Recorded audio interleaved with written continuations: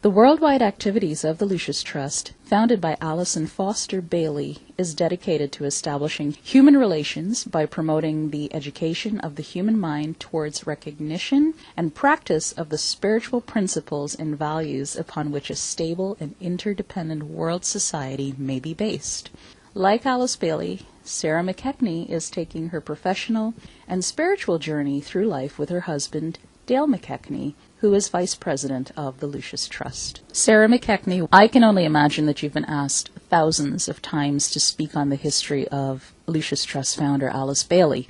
But before I ask you to do this, I would like you to reach farther back into history and give us an overview of Alice Bailey's Russian mentor, Madame Helena Blavatsky, and why Bailey looked to her for inspiration. Madame Blavatsky, as she's called, or sometimes referred to as HPB, her initials, was a real pioneer in the bringing of what's called the ageless wisdom to the West. The ageless wisdom is a term for the spiritual teaching that for most of human history was hidden or veiled, but it's like a golden thread that runs throughout the world religions and mythologies and has always been present in human consciousness in some form or another appropriate for the time. Then in about 1875, a Russian woman, Madame Blavatsky, who had traveled extensively throughout the East and studied with spiritual teachers who were in remote locations in Tibet, in Egypt, deep in South America. She traveled all over, which was extraordinary for a woman in those times, wrote a work that's called The Secret Doctrine, and it was really fundamental in bringing the ageless wisdom into Western consciousness.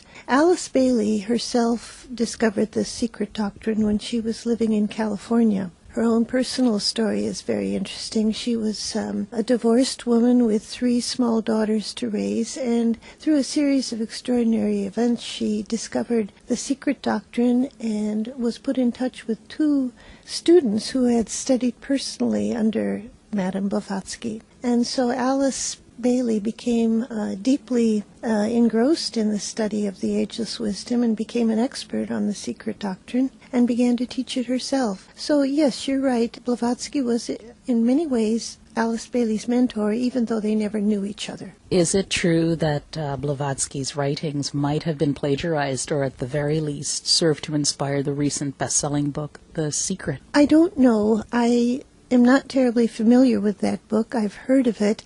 I think that some of the principles in the book The Secret are fairly well-anchored ideas that are really part of the ageless wisdom and therefore part of the library that humanity has been given. I wouldn't use the word plagiarized, which suggests stolen, just rephrased for modern man. I understand that both Madame Blavatsky and Alice Bailey's mothers died when they were young girls. And because death is life's greatest mystery that can't truly be explained, even though traditional religion attempts to do just that, do you think that the death of these women's mothers could have been the catalysts that set them on a path to esoteric study? That's an interesting question. I had never thought of it that way. Quite possibly it's true. Alice Bailey, in her autobiography, which is called The Unfinished Autobiography because she died before she completed it, does talk about her childhood, and in fact she was orphaned. Both her mother and father died before I think she was even 10 years old. And it was devastating for her, as it would be for any child of that age. She was passed back and forth between different parts of her family, and that had a big impact on her spiritual development because, as I understand it, every summer she would be shipped off to her grandmother in Scotland, who was quite a fundamentalist Christian, and Alice imbibed the fundamentalist Christian doctrine of her grandmother so deeply that as a young woman, she was very narrow-minded, in her own words, a rabid evangelist, and went to India to preach the Christian doctrine to British soldiers in India. But as she discovered, they were more interested in drinking cocoa and playing chess with her than listening to sermons. Expand on Bailey's biographical data for me, that would be great, because I think it's a pretty interesting story she had. You know, her first husband, and who was abusive, and that's the sort of thing that women are still dealing with today, to go on to become such a great and interesting woman. I suppose all of us are a product of our life experiences, and Alice Bailey certainly was. She was an orphan. That's fundamental. She was born in the Victorian era of England. That's fundamental to her character. She was born to a life of privilege, and that also is fundamental. She never went to a school. She was tutored privately, and she had a first-class education and an incredibly well-developed mind, which became very important for the work she later did. She was, as I said, a fundamentalist Christian as a young person. Her experience in India when she was about 20, I guess, very young, very receptive to a totally different culture and way of life, really was the beginning of her spiritual revolution. She revolved, you could say, turning from the narrow fundamentalist perspective to a spiritual consciousness, which became completely inclusive in her later years. She fell in love when she was in India with a British officer in the British forces. He was not of her class, and at that time that was a huge issue for them. The only way their families could deal with this mixed marriage, as they probably would have called it, was to send the young couple off to America. So her husband and Alice came to the United States. He studied to become a minister in what we call the Episcopal Church, the Anglican Church. Then they moved to California, where he had parishes in various small towns in rural California. They had 3 small daughters, but all was not what it seemed to be on the surface, because, as you say, he was an abusive husband. He had a violent temper, and I think the whole thing culminated with him throwing her down a flight of stairs. And it was eventually concluded by the bishop who oversaw her husband's work that they had to live apart. Divorce at that time was just not sanctioned by the church, but there was no way that she could remain in that marriage. And that was at the beginning of World War I. So she was separated from her husband without any money, no access to the money of her family back in Britain due to the war. She became a worker in a sardine canning factory. And keep in mind that this was a privileged woman from a very aristocratic background. What about you, Sarah? What was the catalyst that set you on your spiritual quest? I'd have to think back many, many years. I suppose it was something that grew out of an early aspiration to be of service. In my limited experience with people who have converted from traditional religions to more esoteric or New Age type practices, there's usually one thing each individual can pinpoint that made them have that aha moment and convince them to take up the new practice. Can you pinpoint something in Alice Bailey's teaching, one thing in particular that gave you that moment of awakening? I don't think I can. It was more of a gradual process of realizing that the mind has to be active if one is going to make any contribution to the world, that a willing emotional nature is not enough. And the discovery of meditation, I would say, was pivotal, but I can't say that it was confined in a particular breakthrough realization, not in my case. So let me read something Blavatsky wrote, quote, "It is Satan who is the god of our planet and the only god, and this without any elusive metaphor to its wickedness and depravity." Do you know what this really means, and do you think Bailey was so inspired by this sentiment that she named what has now been renamed or rebranded as the Lucis Trust, the Lucifer publishing company back in the 1920s? If I understand the statement of Blavatsky about Satan, that's another term for Saturn, which is one of the planets. In the study of esoteric astrology, there are, I believe, 7 sacred planets. Saturn is the planet that is connected with the distribution or the working out of karma, the law of karma, which is really just another term for the law of cause and effect. It's utterly benign in its ultimate working out, even though karma can be painful to the individual undergoing the process. And that's why Blavatsky said Satan or Saturn is, well, how did you put it? It is Satan who is the god of our planet and the only god, and this without any elusive metaphor to its wickedness and depravity. Well, if I understand her language, without any elusive metaphor to its wickedness and depravity, she's saying it's not necessarily associated with wickedness and depravity as we normally think of Satan, the devil. Saturn is the planet of karma, which is the great law of equilibrium, the restoration of harmony and balance. That's another way to look at cause and effect. It's the restoration of equilibrium, which can only be good. Now, the reference to Lucifer comes from Blavatsky's description of Lucifer in the accurate sense of the term, which is of Latin origin. It means literally light bearer, and it refers to a very obscure principle in the ageless wisdom, which is that the solar angels, the governing lords of the world, descended to our planet eons ago, bringing the principle of mind to what was then in those ancient times essentially animal man. Human beings with no mentality at all, no soul, just virtually living the existence of an animal. And these solar angels brought the principle of mind. That's the connection with Lucifer, light bearer, bringing the light of mind to our world. So Lucifer, to Blavatsky, was one of the great sacrificial beings who descended to earth. That's where we get the idea of the fall.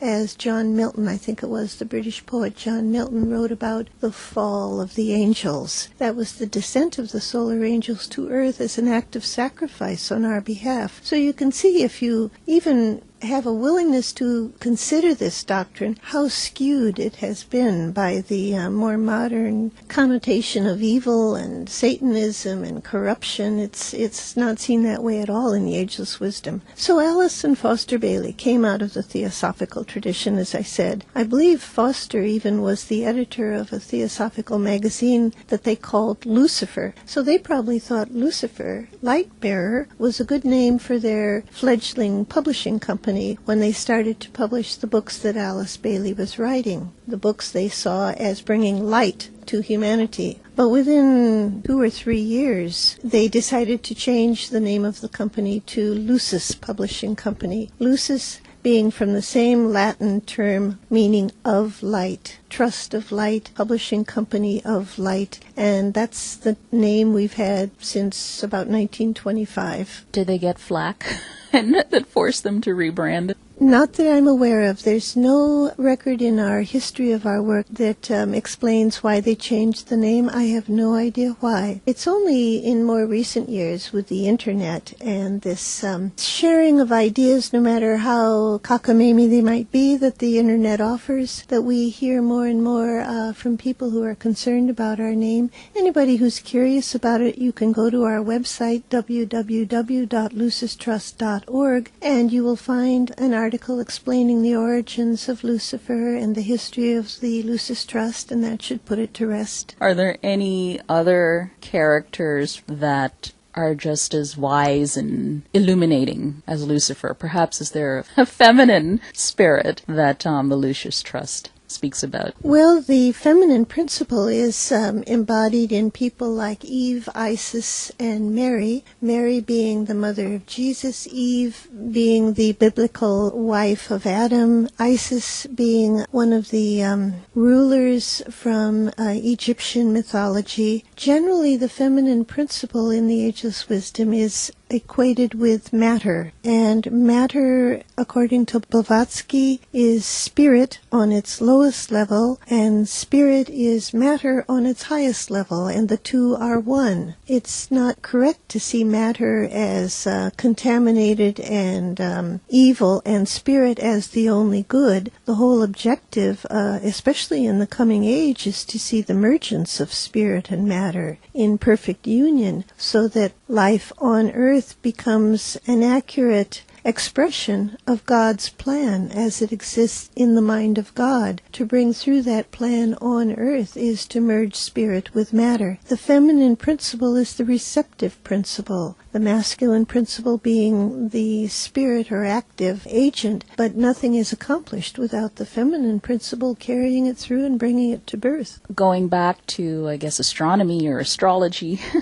or the blend of both, somewhere in my travels I thought Lucifer was said to be a representative of the sun, and Isis the moon. Yes, I've heard Isis equated with the moon. Here I'm showing my own ignorance. I really haven't studied this aspect that you've just brought up very deeply. Lucifer associated with the sun, well, the name means light bearer. The sun is the source of light on every level of existence, not just in the physical sense, but in the spiritual sense. So that sounds logical to me. The Ageless Wisdom says that the solar angels, including Lucifer, came from the planet Venus, which is close to the sun, but more spiritually advanced than our planet Earth, apparently, bringing the principle of mind to man. The arcane school. This is kind of maybe being too simplistic, but could you give us a laundry list of what the teachings are? The arcane school was one of two of Alice Bailey's spiritual contributions. One of them was the writing of the 24 books of Ageless Wisdom, which are published over her name. The other was the establishing of the arcane school, which she began in the early 1920s and which exists still today. It functions as a correspondence school for students all over the world. Lucis Trust is a non-governmental organization that has an affiliation with the UN. How does your esoteric practice interface with the figures and policies of world government? It's a bit of a reaching question, but I thought I'd give it a shot. That's all right. In some circles who don't know very much about our work, they have accused us of being in favor of a one-world government. That's not the case at all. We don't believe for a minute that there's any one system of government that would suit the whole world. Cultures and societies are different, and it's the right of nations to choose their own form of government. The term one world government is much more subjective in its significance in the books of Alice Bailey. It doesn't mean a political system that nations would follow, but rather a kind of a spiritual view or perspective that sees the coalescing of all the nations of the world in unity. And that's what the United Nations stands for. People expect the UN to solve problems and take a stand, except when it comes to one's own nation, and then the UN should stay out of it. The UN isn't a form of government. It's a platform for the governments of the world to come together and try to work out in common ground a solution to problems. A fairly successful resolution might be the way they are approaching the problems in the Middle East that have been developing since the turn of the year.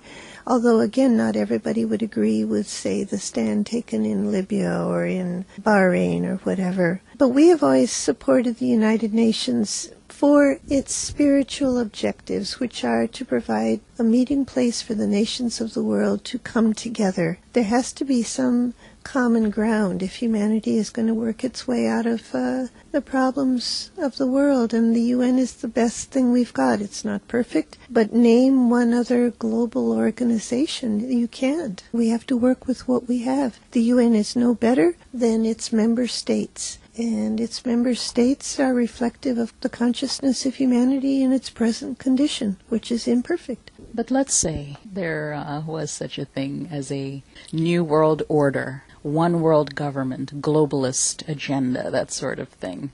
Do you think the teachings of the arcane school would be the ideal teaching to bring out spirituality and what we would need to have a successful one world view? Well, I would elaborate on that idea by not giving the arcane school the credit, I would say the teachings or the principles of the ageless wisdom, yes, are enough to provide at least a template for the world to live in more harmony and unity. Those principles being a love of truth, a sense of justice as being something all human beings are entitled to, a spirit of cooperation, a sense of personal responsibility on the part of every human being, and a realization of the goal being the common good, the good of the whole. Those are very generalized principles, but I would think that all intelligent, decent people could at least give lip service to those principles. I know you're not supposed to lobby or interfere with any kind of political movements,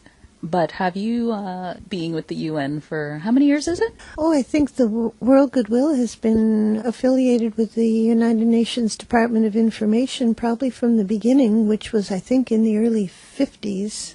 Do you think Alice Bailey's teachings in any way might have influenced any of the Secretary Generals or the ambassadors? Well, I don't know if her teachings specifically have influenced them, but certainly the larger ageless wisdom has been, I think, influencing the consciousness even back with the first Secretary General, Dag Hammarskjöld. He was a deeply spiritual man. If you read his book, Markings, it's just full of spirituality. U Thant is revered even today for his deep spirituality. He was a practicing Buddhist, but utterly inclusive in his view of human beings and his openness to other spiritual truths. Robert Mueller, who was an Undersecretary General for many years, again had a true global vision of humanity that was not confined by nationalist goals or objectives. He himself being the product of warfare in his home region of Alsace-Lorraine, which was torn between France and Germany, he knew personally how nationalistic thinking can cause such suffering. And probably there have been many other people in the UN who have been truly conditioned by spiritual values. I don't want to name too many of them because I think that gets into the area of personal belief, but you can recognize them by the quality of their thought and by the nature of their worldview. So we do reach out to the people of the UN, and we find that many of them are very conscious of having a spiritual mission in the work they do. And they need our support. They are working in very challenging circumstances. And when you think about it, the people in the UN are on the front lines, facing the most critical problems of human experience on a daily level. They need our support. Let's look at life's lessons through the lens of Alice Bailey's writings and start off with that one question that's a cliche, but what is life and why are we here? That's certainly the big question, isn't it? The best I can say is that we are here to develop a consciousness of relationship. We're told in the writings of Alice Bailey that we live in a solar system, in a universe that is governed by the second ray of 7 rays, the second ray being the ray of love. And this is working out in human consciousness as it evolves, as a sense of relationship, of being a part of something much greater than an individual self. And the whole progress of the spiritual path for anyone is to steadily expand the consciousness, to understand or incorporate larger and larger awareness of a wholeness, which if you are religious you call God. If you're not religious you might refer to it as a basic energy, but we are not isolated islands. We are living fragments of a deity, which can only be described as a synthesis, a wholeness. This realization comes very slowly and only over time and evolution. It's not something you can just sit in a corner and figure out after a little bit of effort. It's an evolutionary progression. We see it as something that cannot occur in one lifetime. That's why the idea of continuity of life is so fundamental to the ageless wisdom. That saying you only go around once, not so, in my opinion. We have lived and will always live, but in a developing sense, and each time with a greater sense of awareness of our life being a mere fragment within a larger whole. That's the best I can put it. Romantic love. Does Alice Bailey have any theories as to why at certain points in our lives we find ourselves deeply connected to a stranger? I suppose she would say there's a sense of affinity or affiliation on the level of the soul. And probably that's true, that when we meet people whom we haven't known before, but we sense a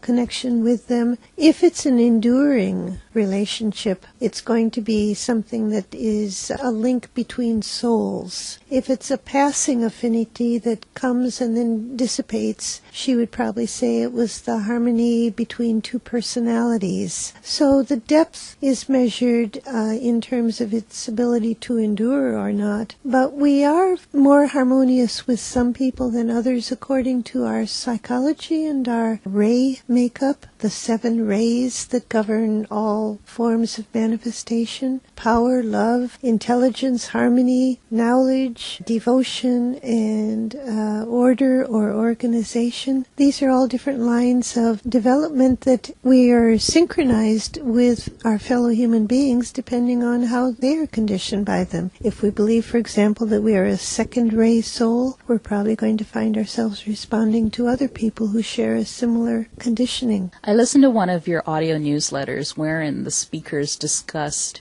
nourishment. Almost at the conclusion of the presentation, the gentleman made remarks about the overpopulation of the planet. He said something to the effect that we should employ kind and gentle measures to control our world population instead of experiencing a more harsh solution from Mother Nature. Then he left it at that and left me wanting for more.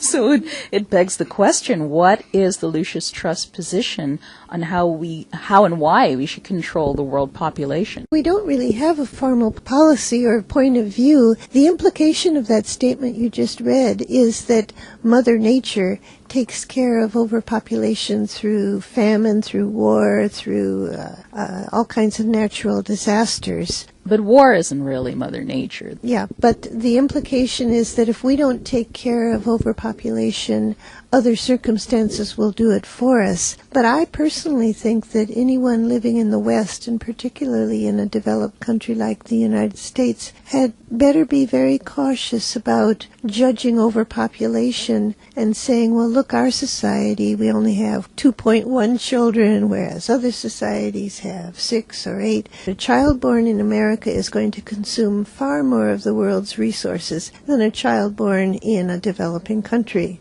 And so we can't just say other countries need to cut back on their population if we aren't also doing something about our overconsumption of the planet's resources. Doesn't the United States consume something like 25% of the world's resources? And we're only a small, 5% of the world's population? That's terrible. I think that's the point we should focus on and not overpopulation. Did Alice Bailey have any particular views on the prophets who have come into the world throughout history? As I recall from her writings, she viewed them as forerunners who are the advance guard, we could say, bringing teaching or sometimes warnings. For example, Isaiah in the Old Testament, some of the Old Testament prophets. Nowadays, I think the prophets are coming more in group form, and we see them active in the world through just about every area of human experience. They're the people who have an insight into the developing trends of the world and can help to warn and guide humanity. You can hear their voice in economics, in science, in religion, in education, in culture. They're the forerunners. And they're trying to chart a new course for humanity. Their voice is becoming more and more prominent, I think, and thanks to modern technology, more universally accessible. But is it not so that Lucis Trust, Alice Bailey, was looking for specifically the prophet Maitreya? The Maitreya is a being, an entity that is expected by the Buddhists. It's the reincarnation of the Buddha as the world teacher, the final Buddha, he whose name is kindness, we're told.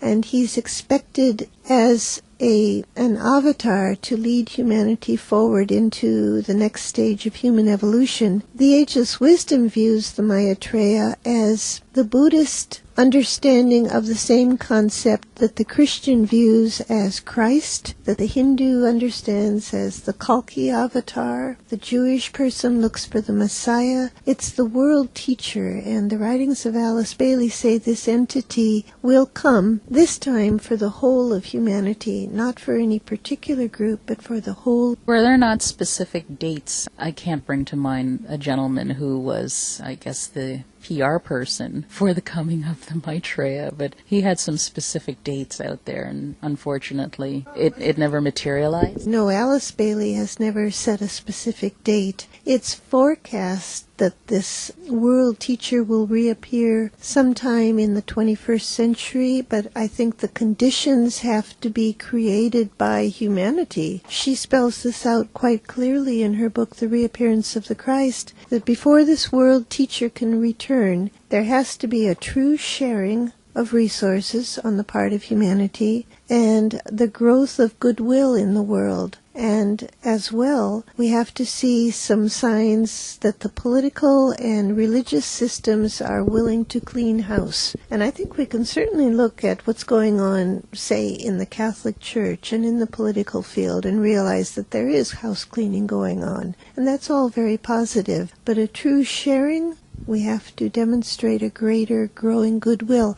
I think it's coming. When you look at the response, say, to the tsunami in Southeast Asia, to Haiti, to Japan, to the victims of Katrina, we do see a growing sense of sharingness and compassion. So we're getting there. But those are the conditions humanity has to provide before, to put it frankly, it would be worth the time and energy of the world teacher to reappear. Who was this gentleman that was predicting the dates, and how did he get into the mix and some kind of association with Lucis Trust? He's never been associated with the Lucis Trust. You're speaking of Benjamin Krem, and we have no involvement in his work, nor he in ours. What is expected to happen when the Maitreya returns? If we see this as a continuity that was last embodied in the person of the Christ 2,000 years ago, at that time he anchored an energy of love that had never before been present in the human experience. He was the embodiment of perfect divine love. We're told that when this entity, this avatar, returns, that he will bring humanity a new understanding of the spiritual will. And I find that fascinating to think about. We feel so helpless and so befuddled about finding a resolution of human problems. And the idea that this new understanding or this new energy of the spiritual will be anchored in the world when the avatar returns is, I find, enormously hopeful and positive. But first, we have to demonstrate that the energy of love is sufficiently anchored in human consciousness to make us able to bear a greater spiritual will. You can imagine a powerful will without sufficient love would be wrongly used.